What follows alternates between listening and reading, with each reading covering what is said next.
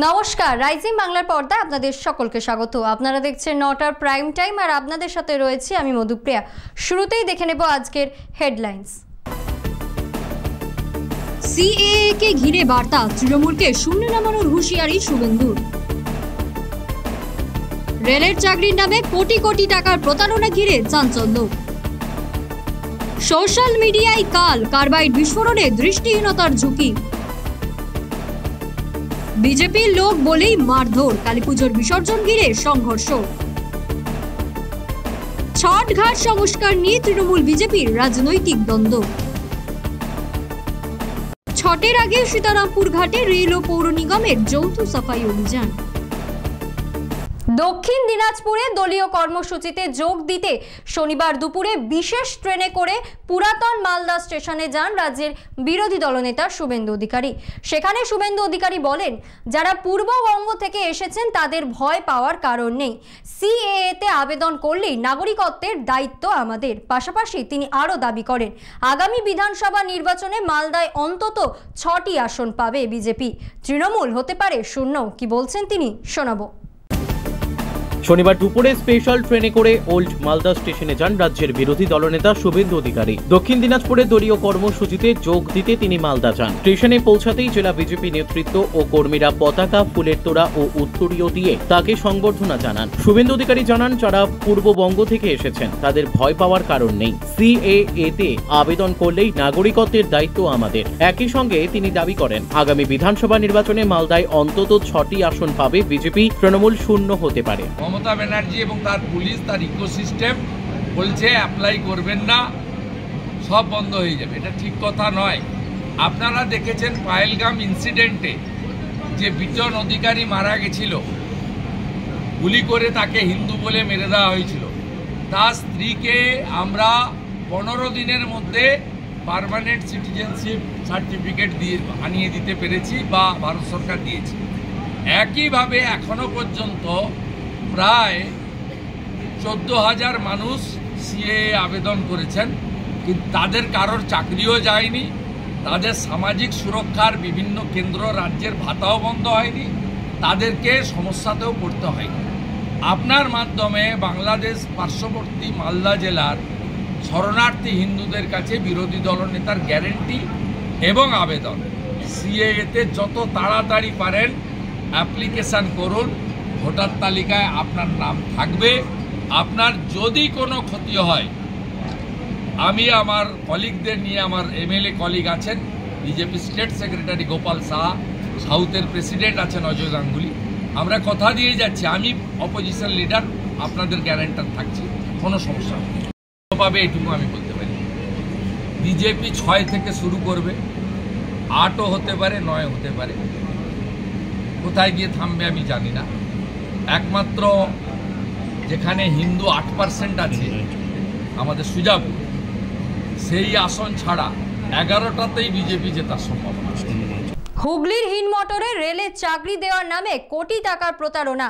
চাকরির প্রলোভন দেখিয়ে বহু মানুষের কাছ থেকে টাকা তোলার অভিযোগে চাঞ্চল্য ছড়িয়েছে এলাকায়। শনিবার প্রতারিতরা বিক্ষোভে ফেটে পড়েন। ঘটনাস্থলে পৌঁছে পুলিশ 5 জনকে আটক করেছে, যদিও মূল অভিযুক্ত এখনো পলাতক।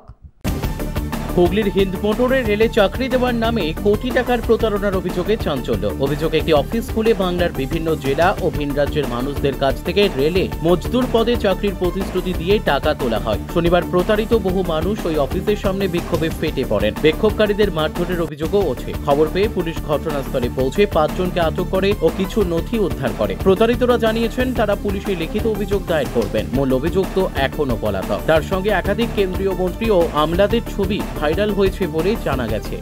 কোটি কোটি টাকা নিয়েছে, সেই টাকা নিয়ে কোনো কাজ তো হবেই না। উল্টে আমরা টাকা চাইতে আসছি যখন, আমাদেরকে মেরে ধরে অফিস থেকে বের করা যাওয়া হচ্ছে। মহিলাদের গায়ে হাত দেওয়া হয়েছে। শুধু আমরা ভিতরে, আমাদেরকে আজকের দিনে ডেট দেওয়া হয়েছে এই অফিসে এসে কথা বলার জন্য। অফিসে আসা টাকা নিয়েছে পরিমল কান্তি মণ্ডল, প্রশান্ত ভদ্র, অনেকে আছে, অনেকে আছে। এই যে এনার ছবি দেখুন, এই যে ইনি নিয়েছে টাকা।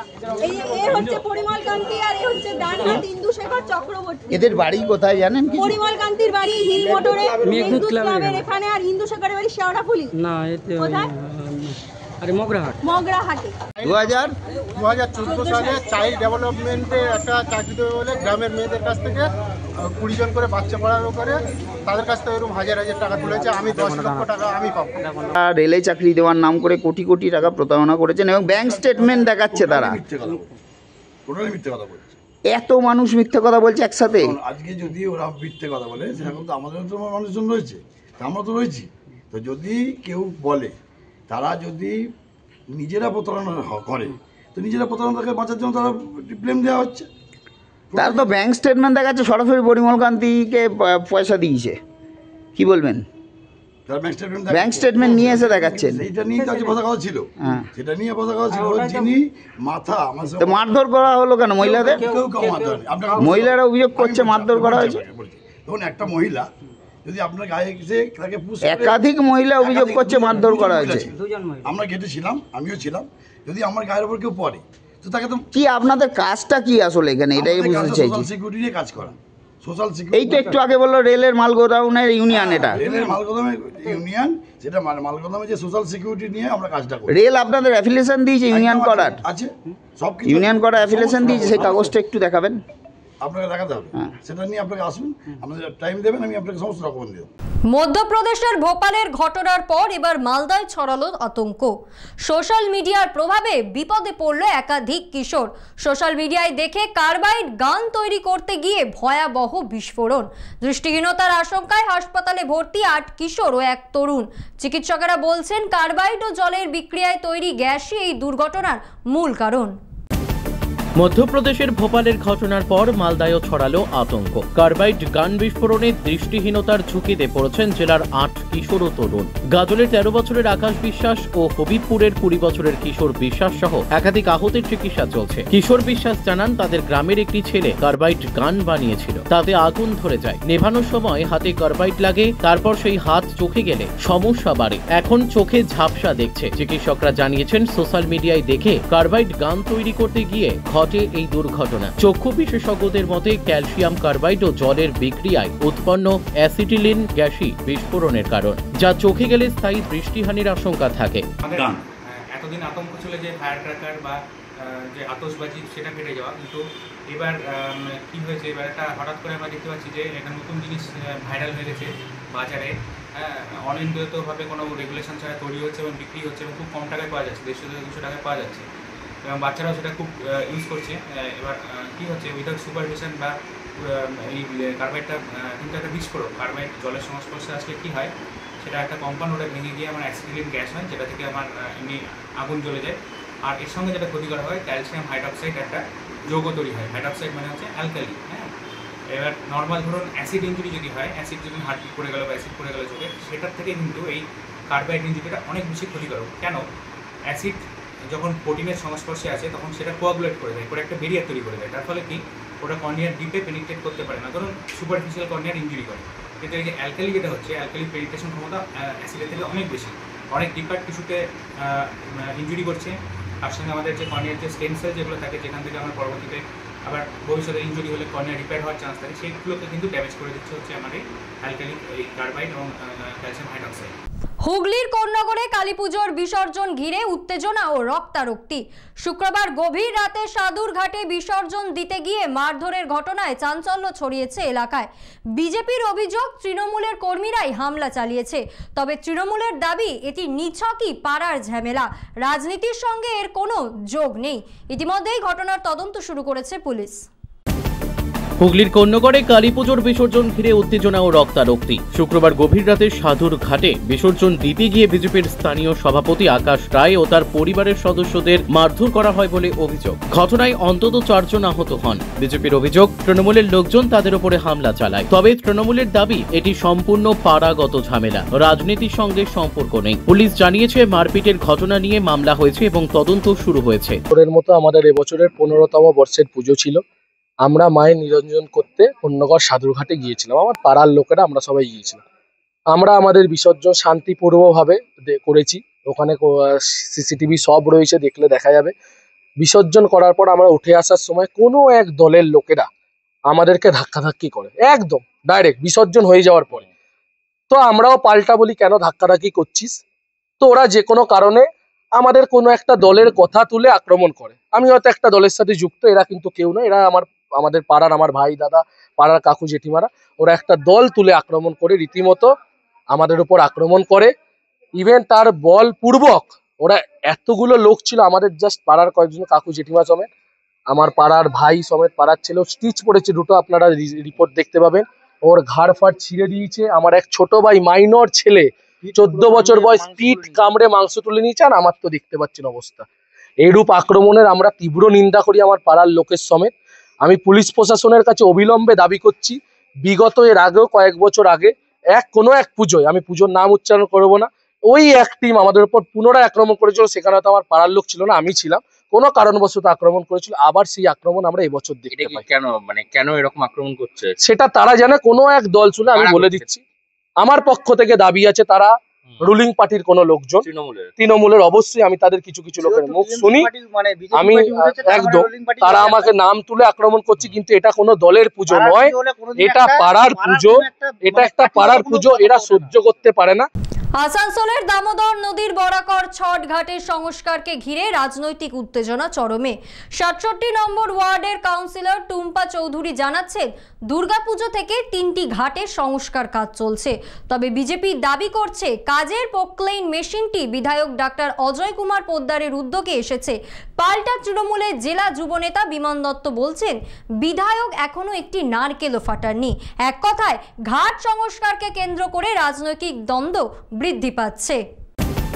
আসানসোল পৌর নিগমের 67 নম্বর ওয়ার্ডে দামোদর নদীর বরাকর ছটঘাট সংস্কারকে ঘিরে শুরু হয়েছে তৃণমূল ও বিজেপির মধ্যে রাজনৈতিক বিবাদ। কাউন্সিলর টুম্পা চৌধুরীর দাবি, দুর্গাপুজো থেকে তিনি 3টি ঘাট সংস্কারের কাজ করাচ্ছেন এবং একটি বেসরকারি সংস্থার পকলেন মেশিন ব্যবহার হচ্ছে। আমার ওয়ার্ডে 3টে ঘাট আছে, ডায়মন্ড ঘাট আর হসপিটাল রোড আর ফাড়ি রোড। আমার ঘাটে 3টে ঘাটেই আমার তর্পণ থেকে আমি কাজ শুরু করে দিয়েছি। আমার তর্পণ দুর্গাপূজা পেরিয়েছে, আমার লেবাররা তর্পণ থেকে কাজ শুরু করে দিয়েছে। ডায়মন্ডের অবস্থা দেখলে অবস্থা খারাপ হয়ে যেত, কিন্তু আজ দেখুন ডায়মন্ডের অবস্থা কি করেছে আমার লেবাররা। আজকে আমি জেসিপিও মাঙিয়েছিলাম, জেসিপি দিয়ে কাজ হলো না, আমি রাহি কোম্পানির কাছে গেলাম, আমার নামে ইস্যু হয়েছে, যা হবার যে পোকলেন আমার নামে ইস্যু হয়েছে, কিন্তু অন্য পার্টি সকাল সকাল গিয়ে পোকলেন নিয়ে চলে এসছে। আমি কাজ করাবো, নাম অন্য কেউ কামাবে, এটা আমি হতে দেবো না। আমি আজ 1 মাস ধরে সব ঘাটে কাজ করছি, কেন অন্য পার্টি নাম কামাবে? কি করেছে? একদিন পোকলেন এনে ওদের কাজ হয়ে গেল? যা করেছি আমি করেছি। আমার আপনাদের বিশ্বাস নেই? আপনারা সব ওয়ার্ড ঘুরে দেখতে পারেন যে আমার ডায়মন্ড ঘাট, হসপিটাল রোড আর ফাড়ি রোড কি অবস্থা। সবকিছু একদম সব ঘাটের কাজ কমপ্লিট। কিন্তু বিজেপি শিবির প্রচার করছে যে এই মেশিন পুলটির বিধায়ক ডক্টর অজয় কুমার পোদ্দারের উদ্যোগে আনা হয়েছে। বিধায়কেরও দাবি, মেশিনটি তার উদ্যোগে কাজ করছে। कॉरपोरेशन का काम है साफ सफाई करवाना, वो लोग करवा रहे हैं, अच्छी बात है, बहुत अच्छी बात है भाई, महीनों से करा रहे हैं तो और अच्छी बात है।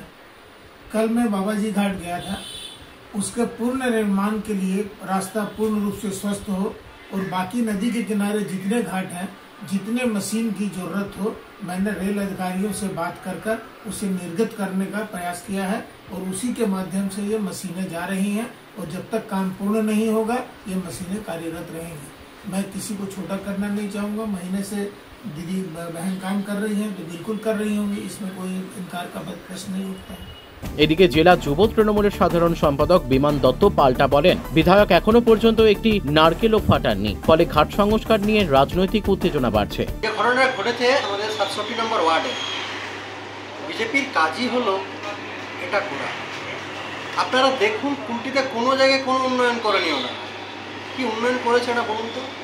আজ পর্যন্ত, আজ 5 বছরে বিধায়ককে কোনো জায়গায় একটা নারকেল ফাটাতে দেখা গেছে? যেখানে কোনো একটা রাস্তা করছে, ড্রেন করছে, ওরা সেই তৃণমূলের জিনিসটাকে নাম ভাঙিয়ে চালানোর চেষ্টা করে।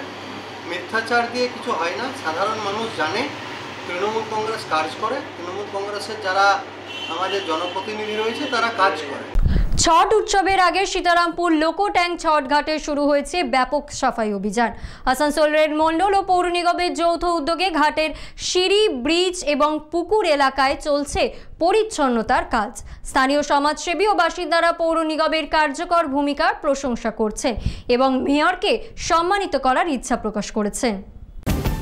আসানসোল রেলমন্ডল ও আসানসোল পৌর নিগমের যৌথ উদ্যোগে সীতারামপুর লোকো ট্যাঙ্ক ছটপুকুর ঘাটে চলছে ব্যাপক সাফাই অভিযান। আদি কারনা ফাউন্ডেশনের চেয়ারম্যান ও বিজেপি নেতা সন্তোষ কুমার ভার্মা জানান, আসানসোল ডিআরএম এর নির্দেশে রেলের পক্ষ থেকে এবং মেয়র বিধান উপাধ্যায়ের তত্ত্বাবধানে পৌর নিগমের পক্ষ থেকে চলছে পরিষ্কার পরিচ্ছন্নতার কাজ। রেল কর্তৃপক্ষ ঘাটের সিঁড়ি ও ব্রিজের রং করার কাজ করছে, যদিও রেলের স্যানিটারি বিভাগ অভিযোগ করেছে যে ব্লিচিং পাউডার এখনো দেওয়া হয়নি। স্থানীয় সমাজসেবী ও বাসিন্দারা পৌর নিগমের কার্যকর ভূমিকার প্রশংসা করেছেন এবং মেয়রকে সম্মান জানানোর ইচ্ছা প্রকাশ করেছেন। দেখুন, আমরা তো এনজিওর মাধ্যম থেকে মাননীয় ডিআরএম মহোদয় ম্যাডামকে আমরা চিঠি করেছিলাম।